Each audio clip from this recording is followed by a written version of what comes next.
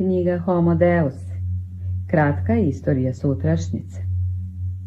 Svetski bestseller i autor koji je obeležio početak veka, a zove se Yuval Noah Harari. Novi dnevni red čovečanstva. U osi trećeg milenijuma čovečanstvo se budi, proteže i trlja oči. U mislima mu još lebde tragovi neke strašne noćne more. Bila je tu nekakva bodljikava žica i ogromne pečurke u vazduhu. Nije važno, samo ružan san.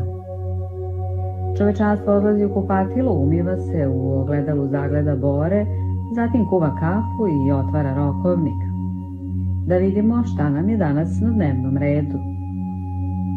Odgovor na ovo pitanje nije se menjao hiljadama godina. Ista tri pitanja zaokupljala su ljude u Kini u 20. veku, u srednjovekovnoj